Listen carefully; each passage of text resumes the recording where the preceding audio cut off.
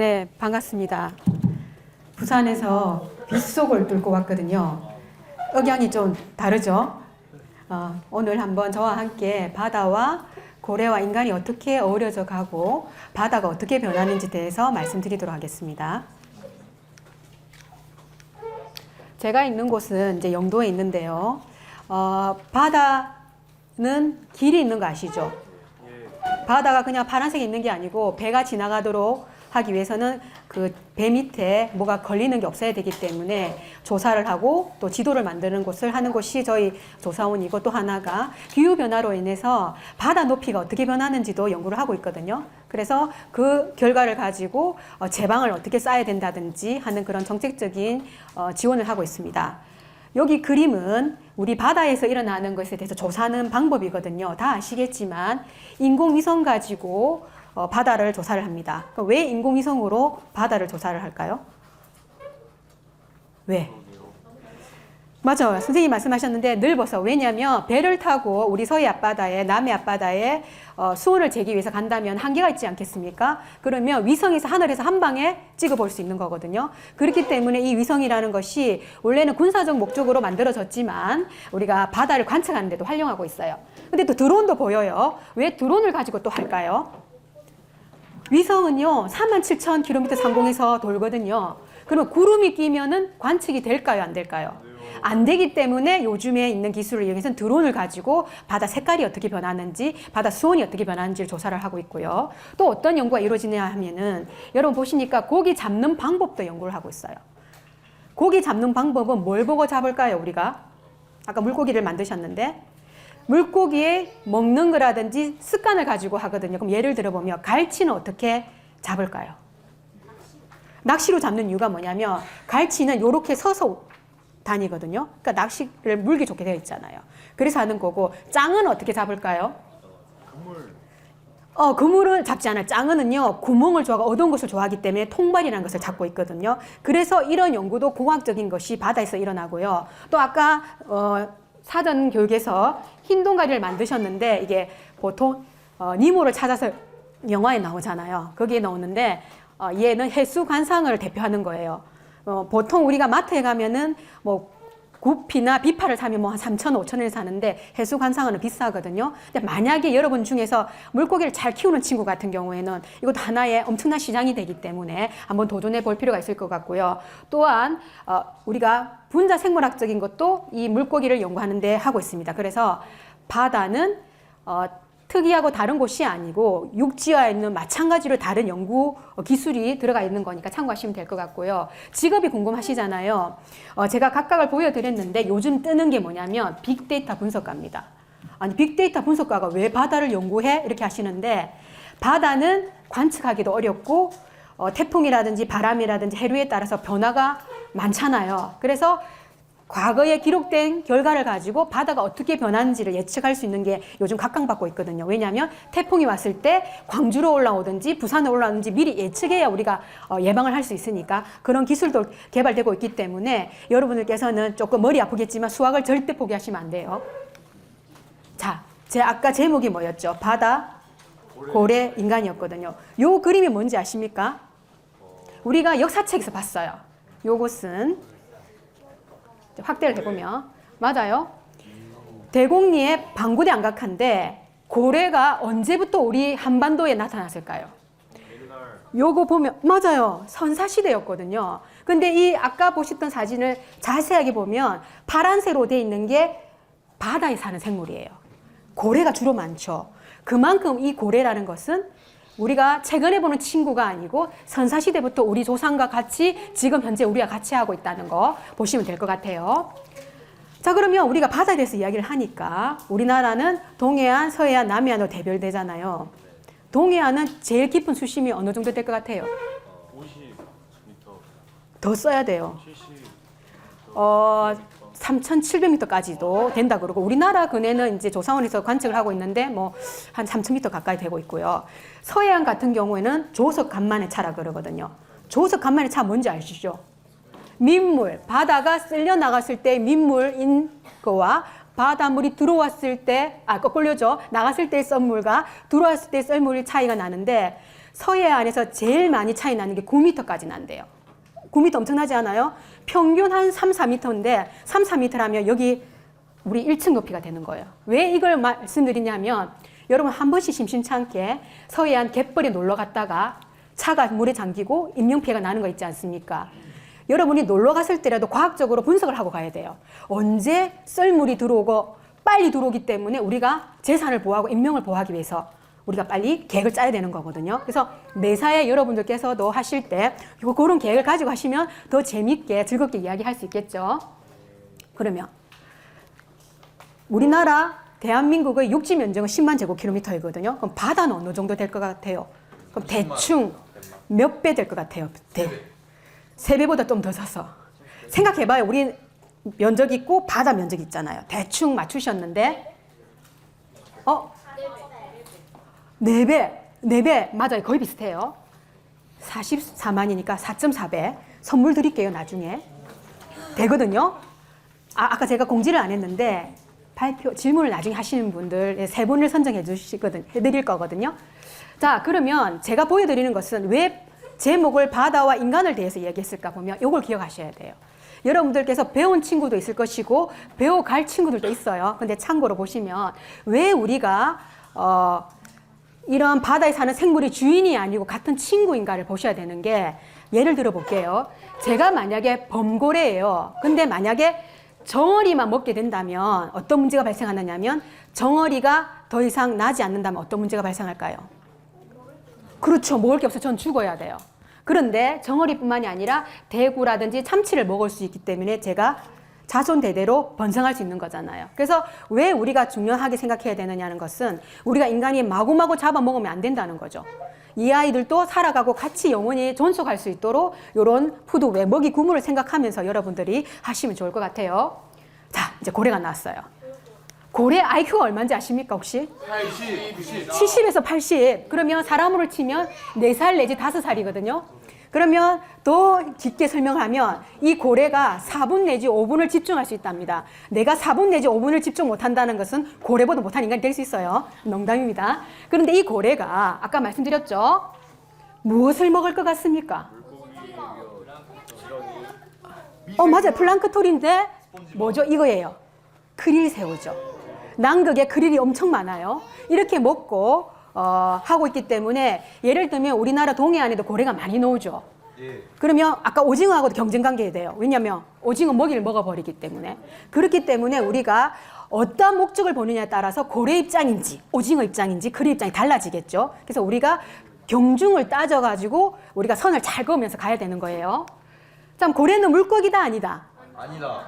왜 아닐까? 아까 앞서 선생님이 말씀해 주셨는데 볼까요? 고래는 새끼를 낳고 우리처럼 온도가 체온이 일정하고요. 중요한 게 하나가 있어요. 해로스물입니다. 아가미를 호흡하지 않아요. 허파를 호흡하는데 보통 30분에 1분씩은 꼭 호흡을 해야 된대요. 물론 2시간 넘게 호흡을 참는 경우도 있는데 이만큼 고래는 우리 인간과 아주 유사한 걸 가지고 있는 거거든요. 자, 그러면 구분하는 것은 아까 우리 물고기를 봤을 때는 지느러미가 뭐 일자도 있지만 V자 형태로 딸려 있지만 물고기는 아닌 고래는 이렇게 생겨 있죠. 자, 그 다음에 볼까요? 이 고래가 아까 선사시대부터 우리와 함께 했댔잖아요. 근데 이 고래는 사람하고 정말 유사해요. 우리 보통 일부 학생들이 나이 드신 할머니, 할아버지 보고 틀딱이라고 이야기를 한다고 하더라고요. 그런데 이 고래는 할머니, 할아버지 말을 정말 잘 듣는데요. 왜냐? 할머니의, 할아버지, 특히 할머니의 경험을 가지고 너 거기 가면 사람한테 잡혀. 아니면 너 그거 먹으면 죽어 하는 말을 잘 듣고 했기 때문에 오래도록 잘 살 수 있는 거거든요. 또 하나가 사람하고 유사한 게 있어요. 보실게요. 이 그림은 뭐냐면은 고래가 지금 어떻게 돼 있죠? 자, 뒤집어져 있죠. 확대해 볼게요. 이게 국립수산과학원 고래수산연구소라고 있어요. 거기서 박사님이 연구를 하고 왔는데 막 푸득푸득 하고 난리가 난 거예요. 왜 그럴까 가보니까 고래 한 마리가 뒤집어져 있고 친구들이 막 이렇게 하고 있는 거예요. 왜 친구들이 위로 솟아라고 할까요? 그렇죠. 30분 1분 호흡을 해야 된다잖아요. 근데 언제부터 시작했는지는 모르는데 2시간 정도를 지켜봤는데 결국은 못 찾았대요. 근데 제가 이걸 보여드리고 싶은 것은 뭐냐면 이거예요. 우리나라 선사시대부터 온 고래인데 우리가 고래보다 못한 인간이 되면 될까 안 될까요? 안 되는 거예요. 또 하나 또 볼게요. 얼만큼 고래가 우리 인간이랑 유사한지. 이게 소리가 안 들리는데 요 그림을 보시면 새끼가 죽은 줄도 모르고 어미가 새끼를 띄워가지고 하기 위해 사는 모습이거든요. 그만큼 이 고래라는 것은 인간하고 같은 허파로 호흡하고 하지만 본성도 비슷하다는 것을 기억하시고요. 특히나 이 고래가 어떤 특성을 가지고 있어요? 인간하고 유사한 대화를 하죠. 무엇으로? 음파를 쏘잖아요. 음파를 쏘아서 막 이야기를 하며 대화도 할 뿐더러 또 그거를 어디에 활용합니까? 그걸 보고 잠수함을 만들어졌죠. 음파를 쏘았어요. 반사되어 돌아오면 장애물이 있구나 옆으로 가서 이동하죠. 그렇게 해서 우리 잠수함을 만드는 거거든요. 제가 실제로 잠수함을 타봤는데 진짜 쇳덩어리더라고요. 그러한 것을 우리가 여러분들도 자연에서 살펴보시면 좋은 아이디어가 갈 수 있는 거고요. 또 하나 팁을 드리면 고래가 음파를 증폭시키는 곳이 이름이 뭐냐면 멜론이라고 합니다. 멜론 들어보셨죠? 그래서 혹시나 네이밍을 할 때도 동물기관의 특성을 가지고 하면 여러분들께서도 많은 도움이 되실 겁니다. 또 하나가 아까 IQ가 70에서 80이라고 그랬죠. 이렇게 교육을 시켜서 보내기도 하고요. 실제로 4년 만인가 이제 다시 발견하고 있는데 그 중에서도 우리가 고래가 번고래의 고래에 대해서 많이 연구를 하고 있습니다. 번고래 영어명이 뭔지 아십니까? 뭐예요? 킬러 웨일이라고 어마무시한 이름을 가지고 있죠. 집요하기도 하지만 포악스럽기도 해요. 근데 이 고래가 어떤 특성을 가지고 있느냐면 이렇게 생태계를 영향을 줄 수 있어요. 백상아리와 번고래가 만났는데 왜 물범이 웃지? 생각해 보셨습니까? 이상하다, 그죠? 분명히 고래하고 상어가 만났는데 왜 물범이 웃지? 볼까요? 번고래하고 백상아리가 실제 미국 앞바다에서 만났답니다. 파이트를 했다고 합니다. 누가 먼저 이겼을까요? 번고래. 처음에는 상어가 이겼대요. 상어는 연골 어류여가지고 뼈가 고정되어 있지 않아요. 입이 어마무시하게 벌어지거든요. 이빨도 무섭잖아요. 둘 다 똑같이 집단 생활을 하는데 이 상어가 이제 처음에는 번고래한테 한판 붙어보자고 한 거예요. 근데 처음에는 상어가 이겼지만 아까 번고래 특성이 뭐라고 그랬죠? 집요하고 지능 있고 포기하지 않아요. 그래서 번고래가 이긴 거예요. 그럼 상어도 똑똑해요. 기억을 하는 거예요. 내가 번고래한테 졌다. 그래서 번고래가 나타나고 해서 절대로 안 간대요. 근데 아까 왜 물범이 웃느냐 그랬잖아요. 미국은 워낙 땅덩이가 크니까 물범 전용 해변이 따로 있고 바다사자 전용 해변이 따로 있거든요. 그러니까 물범이 있는 곳에 안 가니까 이제 물범이 살아남는 거예요. 그래서 여러분이 항상 매사에 보실 때도 단순하게 보는 게 아니고 이거 왜 이럴까 하는 걸 과학적으로 분석하는 것을 습관을 따지면 훨씬 여러분들께서 상위 레벨이 올라갈수록 더 편할 것 같습니다. 자, 요거는 이제 동해 앞바다에 발견된 흑봉고래라 그러고요. 요거는 뭘 것 같아요, 형태가? 향고래라고. 혹시 들어보셨습니까? 한 몇 주 전에 스페인 앞바다에서 향고래 사체가 왔는데 7점 몇 킬로그램인데 그게 몇십억이었죠? 그 사람들은 뭐 몇 조를 요구를 하고 있는데 그만큼 인간 입장에서 따지면 그게 이제 사향이라는 원료가 되기 때문에 돈이지만 그냥 고래 자체를 보면은 그런 특성을 가지고 있기 때문에 우리가 분류학자가 향고래라 했다. 이거 보시면 되고요. 요거는 참고래라고 해요. 그 다음 이거는 뭘까요? 우리 제주 앞바다에 있는데 남방 큰돌고래라고 해요. 이게 제주 앞바다에 많이 서식을 하고 있다고 합니다. 근데 고래에 대해서 이제 또 다른 연구를 해보니까 이산화탄소를 흡입하는 그런 역할을 한다고 해요. 그렇기 때문에 고래는 인간하고 유사한 걸 가지고 있으면서도 우리가 기후가 변하고 지구가 생태계가 변하는 것에 대해서도 긍정적인 특성을 가지고 있다는 거고요. 그 다음에 또 이런 연구를 하기 위해서 이제 창의력인데요. 드론을 가지고 우리가 고래를 이렇게 물을 뿜을 때 그 드론을 보내서 그 콧물을 채집하는 기술을 하는 거거든요. 그 제가 대전에 있는 중앙과학관에 이제 그 심사위원을 하는데 보통 뭘 따지느냐면 창의력이거든요. 그래서 여러분이 좋은 아이디어를 가지고 어떻게 새로운 걸 도입해서 내가 하는 연구를 발전시킬까 아니면 내 하는 일을 창의력이 높게 할 수 있는가에 대해서 고민도 하면 더 많은 효과가 있을 것 같습니다. 자, 그러면 제가 이제 기후변화에 대해서 이제 이야기를 하고 있어요. 왜 바다와 고래를 이야기하면서 제가 이걸 이야기하느냐면 심심찮게 여러분 최근에 바닷물이 올랐네, 바닷물이 너무 차가워졌네, 막 이런 이야기 많이 들으실 거예요. 그만큼 이 지구라는 게 변하고 있는데 인간만의 지구가 아니고 뭐다? 고래하고 우리 물고기가 같이 살아가는 지구이기 때문에 우리가 생각을 해야 되는데 과학자들이 조사를 해봤어요. 얼만큼 수온이 올랐는지 해보니까 어떻습니까? 표층인데요. 지속적으로 올라가서 55년간 1.36도씨가 상승했거든요. 그럼 전 세계 평균을 비교했을 때는 보통 한 0.5도씨 상승을 했어요. 얼만큼 빨리 들어가고 있는 거잖아요. 그리고 해역을 봤을 때 보면 동해안이 1.8이고 서해안 남해인데 어디가 제일 많이 상승했습니까? 동해안이 상승폭이 크죠. 왜 그럴까? 우리 또 의문점이 생기지 않습니까? 볼게요. 우리 국립해양조사원에서 해보니까 따뜻한 물 큰 덩어리가 엄청난 게 있습니다. 그게 바로 쿠르시오 난로인데 어떻게 올라갑니까? 타고 동해로 올라가죠. 그렇기 때문에 동해안이 더 빨리 더워지고 있는 겁니다. 그래서 우리가 이제 위성으로 아까 말씀드렸잖아요. 위성으로 평균을 내서 계절별로 어떻게 표면 수온이 변하는지를 봤더니 부산을 기준으로 봤을 때 부산의 봄은 몇 도가 걸립니까? 15도지요. 여름은요? 25도. 겨울은 10도, 가을은 20도죠. 자, 지금까지 과거에 비교했을 때 우리가 바닷물을 측정해 보니까 이렇게 나타나는데 만약에 계속해서 기후 변화가 되면 어떻게 될까요? 그 등원선이 위로 올라가겠죠.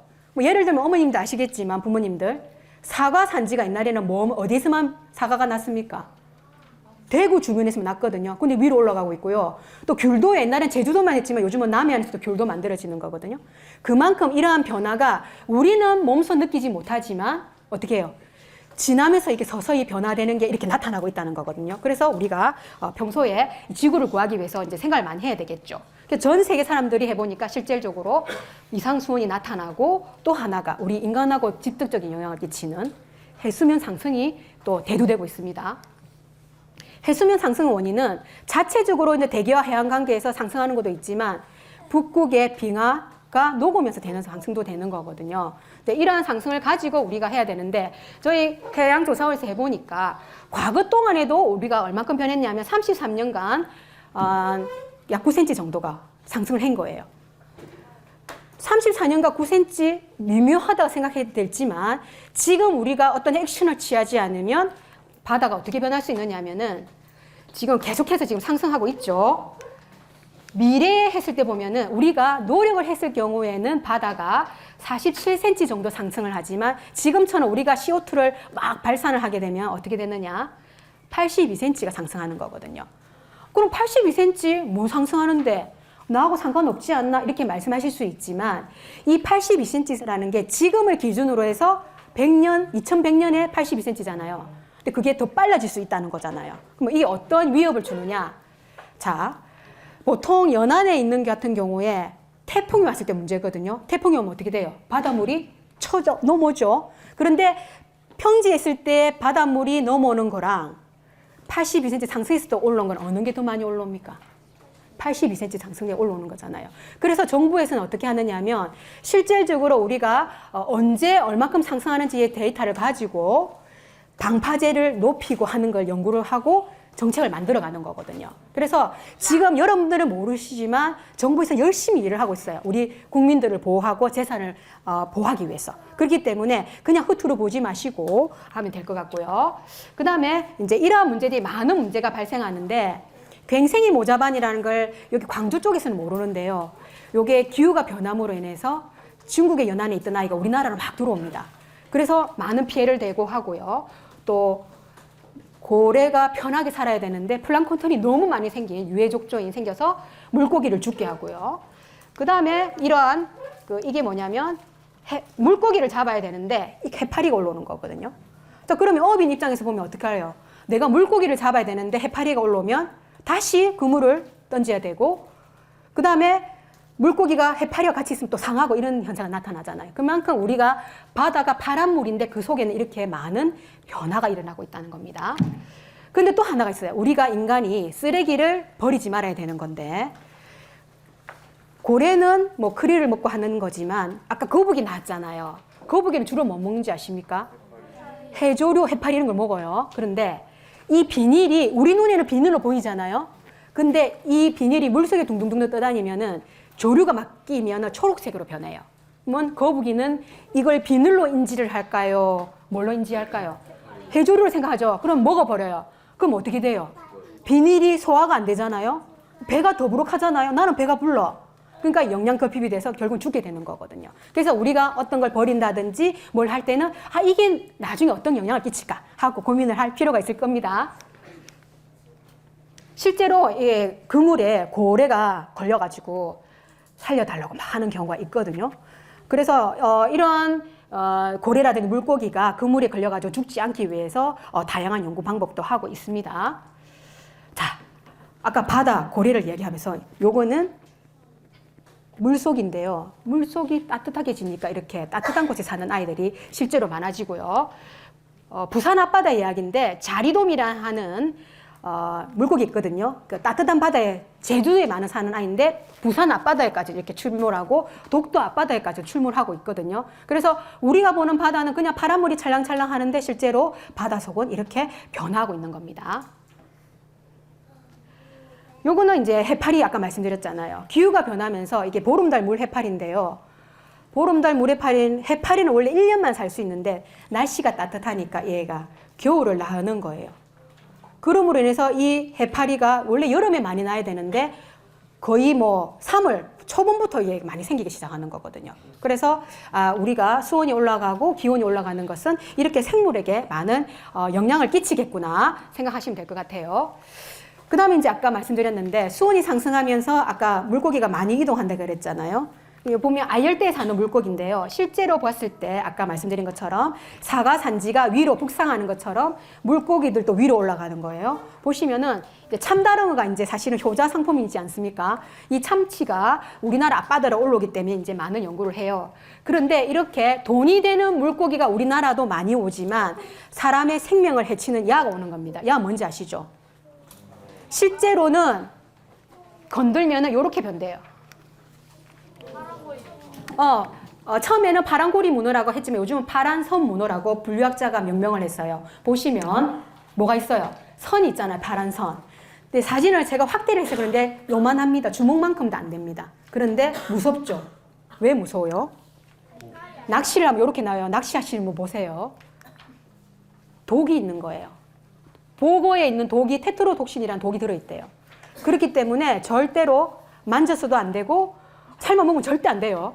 그래서 여러분들께서 바다뿐만이 아니라 주변에서 이상하고 화려한 것은 절대 손대면 안 되는 거예요. 그래서 이 기후변화가 수온이 상승하는 것은 상업적으로 돈이 되는 물고기가 많이 올라오기도 하지만 이렇게 독이 많은 해파리라든지 아이들도 같이 올라온다는 거 조심하시면 될 것 같습니다. 실제 이 아저씨가 낚시하다가 물렸대요.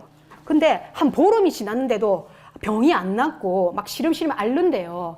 그래서 수소문을 해보니까 국립수산과학원의 소속기관인 제주수산연구소가 있는데 파란선 무늬에 독에 감염된 겁니다. 이렇게 된 거예요. 근데 자연독은 해독제가 없대요.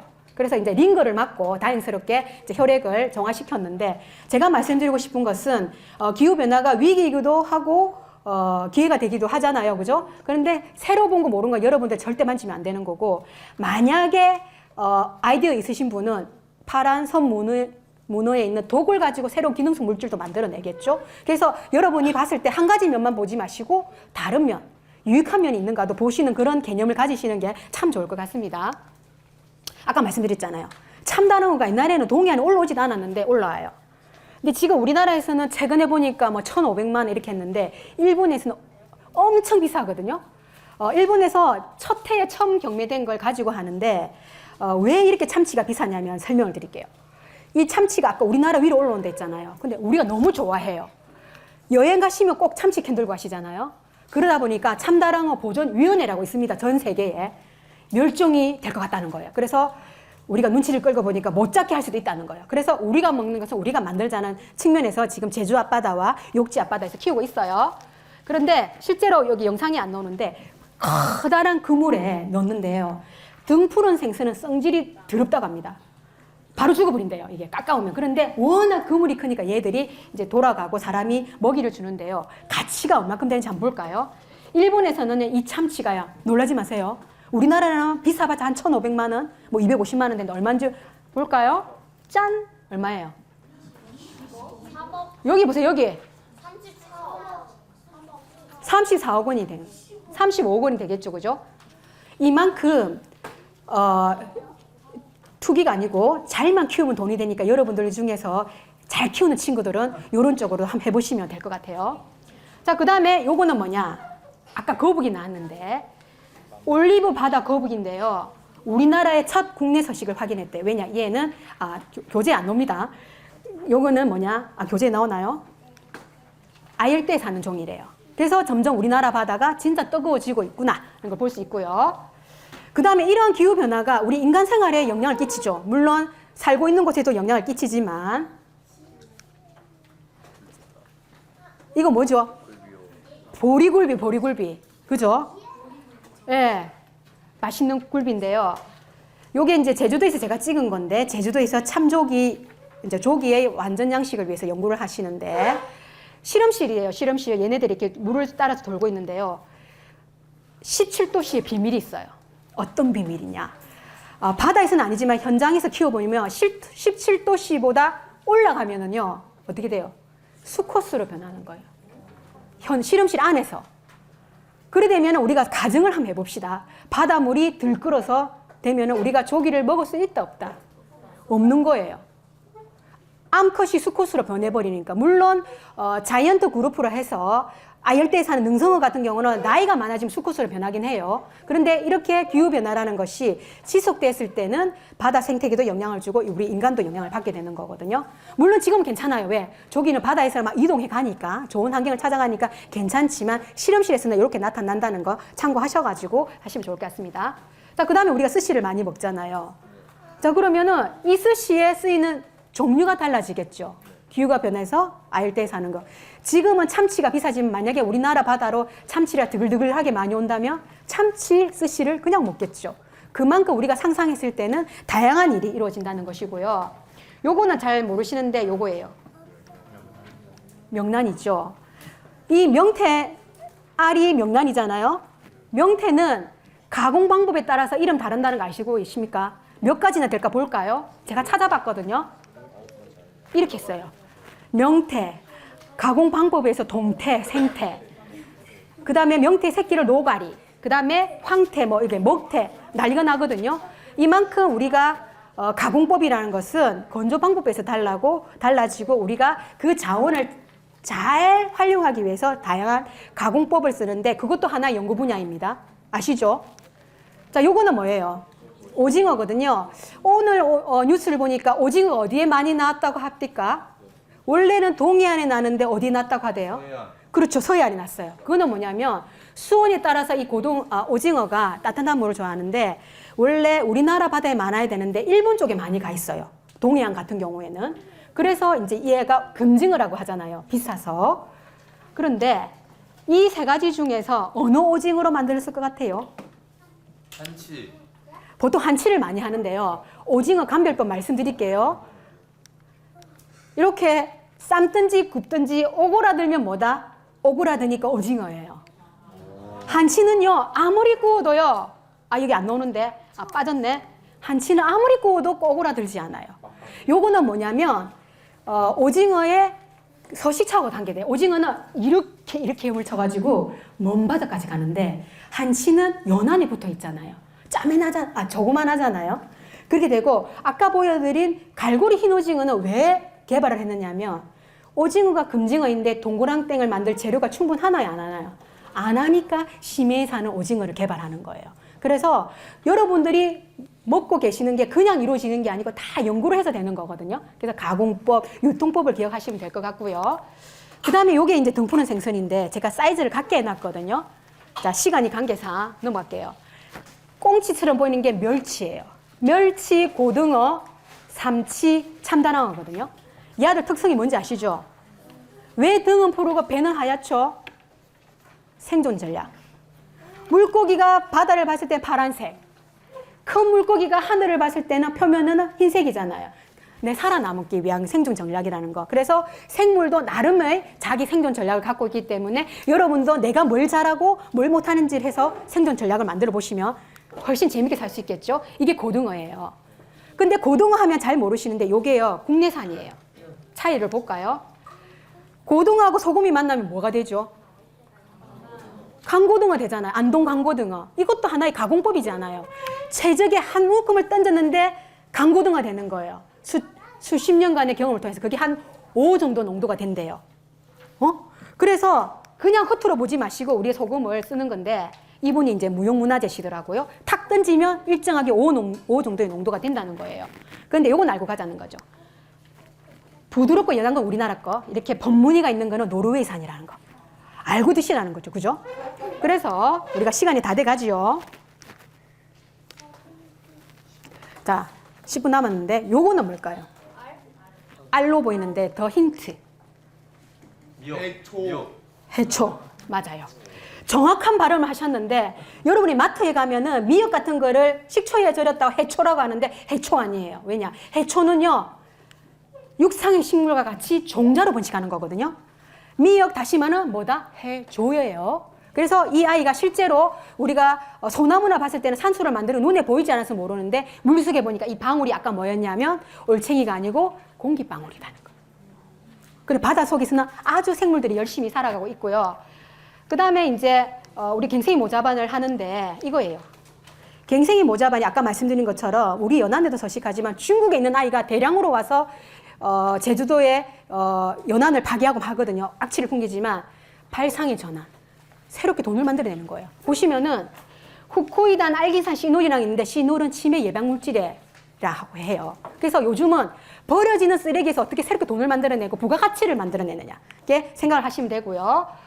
그 다음에 건선 치료라든지 뭐 충농증 치료들 발견하고 미국에서는 벽돌이나 뭐 신발장도 한다고 해요. 그리고 또 하나 발상의 전환. 우리가 요걸 보면 뭐가 생각납니까? 홍합이네. 뭘 생각해요? 짬뽕 홍합탕이나 그죠? 근데 국적을 알고 갑시다. 홍합은 요거고 지중해 담치는 요렇게 생겼다는 거 보시면 되고요. 홍합을 우리가 먹는 걸만 생각하는데 아까 발상의 전환 뭐가 될 수 있을까요? 홍합을 가지고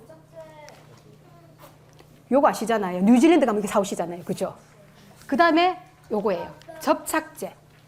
홍합이 붙으면 안 떨어지거든요. 이러한 걸 가지고 하고 있고 여기 자료는 보이지 않았지만 이탈리아 연구팀은 문어의 발의 특징을 가지고 로봇도 만들기도 하고요. 그래서 여러분들께서는 그런 자연의 생물을 가지고 어떻게 새롭게 우리가 쓸 수 있는 걸 만들 수 있을까 하는 게 고민이 필요할 것 같습니다. 자, 그 다음에 짱어를 가지고 껍질을 가지고 이제 지갑을 만드는 것이고요. 요게 뭘까요? 해파리의 하나입니다. 뭐냐? 해파리는 무성생식과 유성생식을 하거든요. 그럼 뭐야? 이랬을 때 여기 보시면 폴립이라는 거 있죠. 폴립인데 요 위에 자기가 원하는 환경이 되지 않으면 바위 밑에서 이렇게 가만히 있는다고 합니다. 몇 년을 지나도 자기가 원하는 환경이 될 때까지 있다가 딱 원하는 수온 조건이라든지 먹이가 되면 이렇게 피어나는데 이게 바로 스트로빌라입니다. 그래서 같은 거예요. 우리가 보통 일반적으로 하는 이게 해파리 메두사 타입하고 아까 보여드린 스트로빌라는 같은 종이라는 거. 그래서 이것도 연구 분야입니다. 분류학자입니다. 옛날에는 이게 같은 종인지 몰랐어요. 근데 수중 카메라가 발달되면서 이렇게 되는 거거든요. 그래서 여러분들께서도 이걸 참고를 하시고요. 그 다음에 이제 해파리 아까 심각한 거였는데 이걸 가지고 이렇게 먹는 거를 만들기도 하고요. 요거는 미역이죠.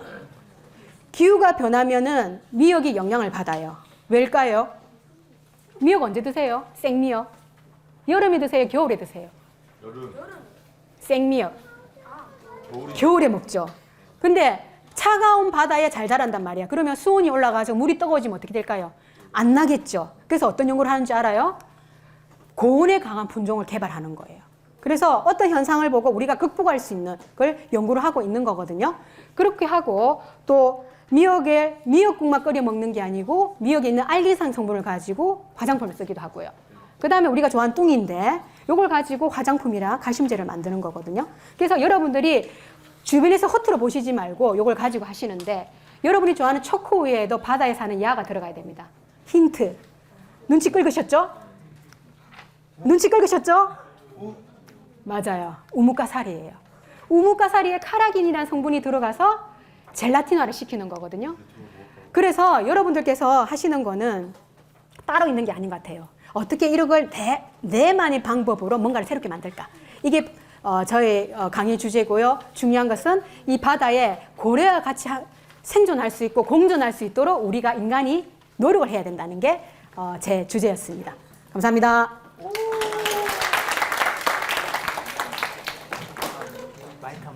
네. 혹시 다시 네, 네. 강의해 주신 우리 교수님께 다시 한번 큰 박수로 네, 다음으로요. 우리 질의응답 시간을 가져보도록 하겠습니다. 조금 이런 기회 아니면 우리가 또 이렇게 질문할 기회가 없잖아요. 네, 혹시 좀 바다나 아니면 오늘 강의과 관련해서 좀 궁금한 게 있는 친구들 한번 지금 질의할 수 있는 기회를 드리도록 하겠습니다. 네. 잠시만요. 네, 마이크를 써야 돼서. 최근에 기사도 보고 하면 아직도 고래 불법 포획 같은 문제들이 많이 발생하고 있는데 우리나라 같은 경우에 이제 고기, 고래 고기 같은 거에서 불법 유통 같은 걸 이제 방지하고 있는데 또 다른 이제 고래를 보호할 수 있는 법들은 어떤 것들이 우리나라에 있는지 궁금합니다. 아, 진짜 중요한 질문을 하셨는데요. 고래가 그물이 들어오면 탈출할 수 있도록 그물을 만들었습니다. 보통의 그물은 작잖아요. 그래서 작은 물고기만 나갈 수 있는데 전 세계에서 고래를 보호하기 위해서 탈출 장치를 만들어서 들어와도 나갈 수 있도록 하는 그런 정책도 펴고 있고요. 또 말씀하신 것처럼 불법 못하게 강력하게 드라이브를 걸어가지고 할 수 있도록 지금 정책적으로도 하고 있습니다. 우리 신초등학교 2학년입니다. 일어나서. 여기 보면은 미역으로 초코우유나 그런 걸 만들 수 있다고 하셨잖아요. 그리고 홍합으로도 접착제를 만들 수 있다고 하셨는데 그러면 여기에서 바다에 있는 생물 중에 또 다른 그 생물들을 생체 보강을 해서 또 다른 제품을 만든 사례가 있을까요? 약간 다르긴 한데 아까 말씀하신 것처럼 미역의 알리산 성분을 만들어서 화장품하고 비누를 만들었어요. 비누가 아토피나 여드름이 좋다고 해요. 그 다음에 두 번째가 같은 해조류이긴 하지만 갈조류, 홍조류로 나뉘는데 우뭇가사리는 그 성분이 카라기니를 가서 젤라틴을 만들고 있는 거거든요. 근데 그것은 워낙 우리가 옛날부터 만들어져 있었기 때문에 가공법이 심해서 많이 쓰는 거고요. 최근에 대두된 게 이제 불가사리가 해적 생물로 유명하잖아요. 근데 그 불가사리를 가지고 불가사리가 많은 특성을 가지고 칼슘이라든지 만들고 있고요.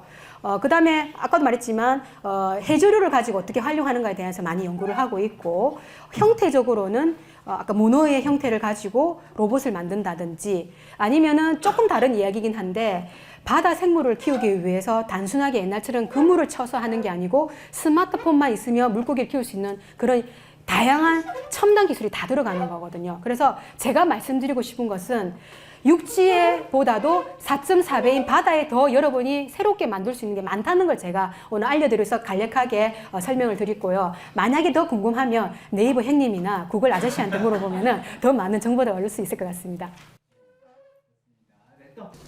저는 두암초 6학년 2반 이희영입니다. 고래가 내뿜는 콧물을 제치하는 드론이 있다고 했잖아요. 네. 그러면은 그 콧물을 제치해서 어디다 쓰나요? 콧물을 채취하는 이유는 우리가 콧물 보면 아시잖아요. 그런 끈적끈적한 유기물이 있잖아요. 그러면 실질적으로 이제 제가 고래학자는 아니지만 먹은 거에 머금다가 튀어오르잖아요. 그러면 뭐 어떤 걸 먹을 수 있고 어떤 유기물이 있을 수 있고 하는 거거든요. 근데 제가 아까 그 그림을 보여드린 이유는 뭐냐면 그 드론은 원래 다른 나라에서 만든 건데 그냥 광경을 찍기 위한 드론인데 미국에 있는 우주월 연구소에 있는 박사님인데 그걸 이용해서 고래의 채취를 하면 어떻게 하는 아이디어를 새롭게 만든 거거든요. 그래서 여러분들이 창의력이 막 풍부하잖아요. 그래서 갖고 있는 걸 가지고 어떻게 생물을 이해하고 하는데 활용했으면 좋겠다 하는 측면에서 말씀을 드렸고요. 질문 감사합니다. 네, 감사합니다. 그리고 저희가 우수 질문자 3분을 교수님께서 뽑아주실 거예요. 그 3분한테는 상품도 나가니까요. 바로 손을 드세요.